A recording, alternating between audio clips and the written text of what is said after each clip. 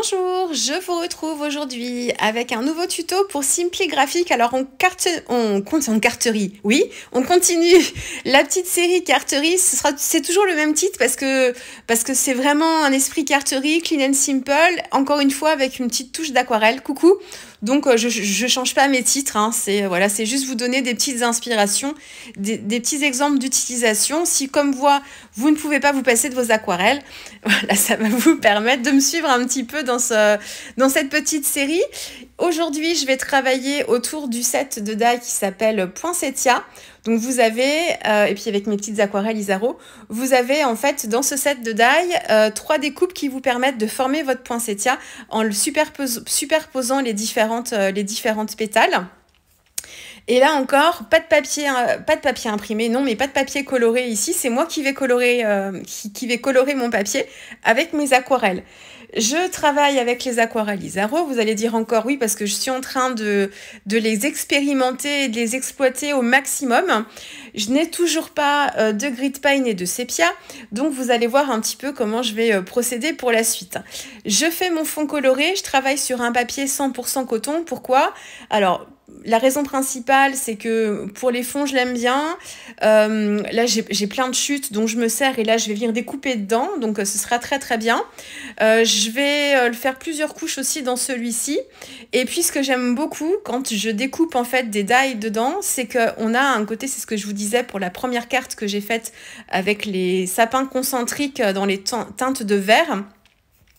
En fait, le papier 100% coton, même s'il n'a pas trop de grains, même s'il est en grain fin comme celui que j'utilise ici, il a un peu de texture et il a un côté un petit peu velours, un petit peu feutre. Et j'aime beaucoup en fait cet effet-là quand je découpe des die de feuilles ou des die de fleurs dedans. Et le poinsettia, du coup, pareil, les pétales de poinsettia, elles ont ce côté un petit peu velouté, un petit peu comme de la peau de pêche. Et la texture du papier aquarelle, ça va rendre, vous verrez ça à la fin, ça va rendre un petit peu ce côté-là.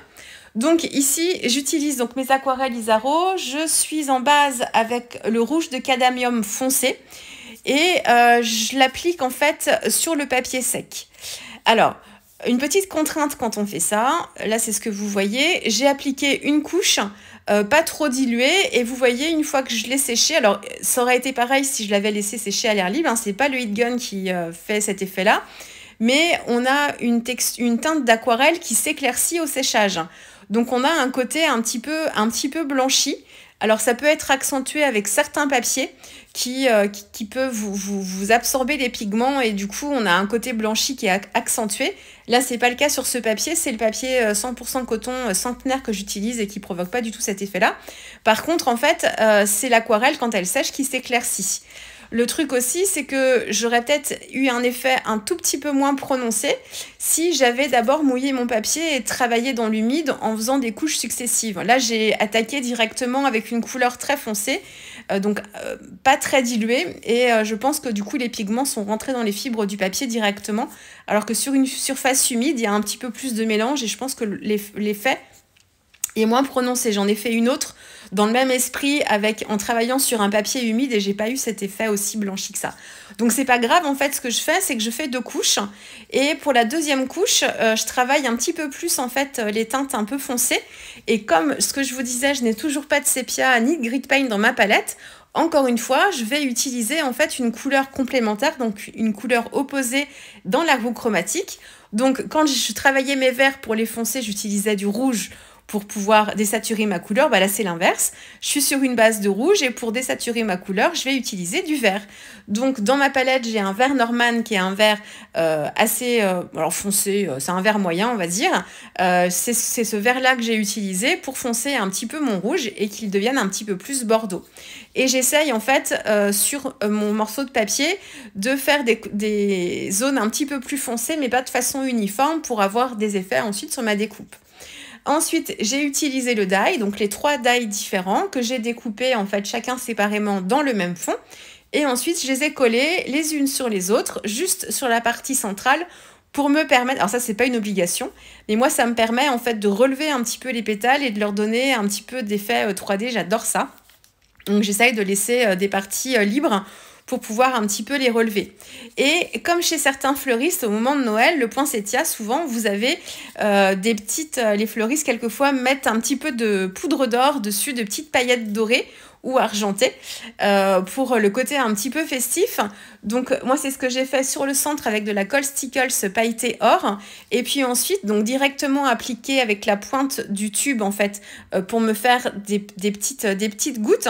Donc, c'est ce que je vous disais dans ma vidéo précédente, il me semble. La colle Stickles, au début, elle est assez épaisse et quand elle sèche, en fait, la colle s'aplatit, enfin, elle s'évapore. Et du coup, ce qui vous faisait des dots va devenir un peu plus plat. Donc là, en fait, les petites gouttes que j'ai faites au milieu, elles vont pas rester aussi épaisses. Une fois que la colle a séché, du coup, ça s'est un petit peu aplati. Et pour travailler un peu l'extérieur des pétales, la pointe des pétales, j'en ai mis un tout petit peu sur mon doigt. Donc il faut, sans trop d'humidité, en fait, sans trop de matière, pour pas en fait gâcher un petit peu ma couleur d'aquarelle, parce que si vous remettez d'humidité sur votre aquarelle, elle peut bouger et vous provoquer des taches ou des auréoles. Donc là, juste un petit peu sur les doigts. Et ensuite, je suis venue tapoter pour apporter des petites paillettes dorées. Sur certaines pétales, je ne l'ai pas fait sur toutes, hein, mais apporter un petit peu de clinquant. Ensuite, je travaille sur un format de carte allongé, histoire de changer un peu, parce que j'ai fait que des formats carrés jusqu'à présent. Donc, j'ai pris une chute de papier aquarelle. Donc là encore, pas du grand papier aquarelle, c'est donc le papier Canson XL qui me suffit pour ça parce que je l'utilise pas vraiment en tant que papier aquarelle là, c'est juste pour coller. Donc en format allongé, et j'ai cherché après dans mes tampons ce que je pouvais venir utiliser pour compléter un petit peu ma scène, mais toujours dans un esprit clean and simple. Donc là, le tampon Merry Christmas qui provient d'une planche de tampons Simply Graphic de la collection de Noël de cette année. Et puis ensuite, un petit peu de tache avec du Posca noir pour donner un petit peu de texture au fond et habiller un petit peu ma carte. Et puis ensuite, sur le tampon Merry Christmas, il y a deux petits flocons, en fait, deux moitiés de flocons. Et sur le flocon du haut, j'ai remis un petit peu de colle pailletée Stickles pour avoir un petit côté doré. Et j'ai maté ma carte sur un fond de carte un petit peu plus grand pour avoir un petit bord tout autour qui ait une meilleure finition. Voilà, j'ai rien de plus à vous dire, c'est très simple, c'est simple et efficace ce genre d'exercice, et surtout c'est très détendant de faire des fonds en fait colorés à l'aquarelle. Il n'y a pas de prise de tête parce qu'on ne peut pas se tromper. Si votre fond a des auréoles, s'il est trop clair, vous le séchez et vous recommencez une couche par-dessus, et ensuite avec vos découpes de die dedans, ça rend toujours très très bien. Et même s'il y a des marques et des effets de texture, c'est même très joli quand on découpe les die dedans. Donc pas de prise de tête. C'est un bon exercice aussi pour tester vos couleurs donc telles quelles dans le godet et pour aussi tester des mélanges. Vous les faites comme ça sur des morceaux de papier, puis vous viendrez après faire des découpes dedans. Et puis comme ça, il n'y a pas de perte. Voilà. J'espère que cette petite vidéo vous aura plu. Puis on va se retrouver très vite avec un prochain tuto pour Simply Graphic. Au revoir.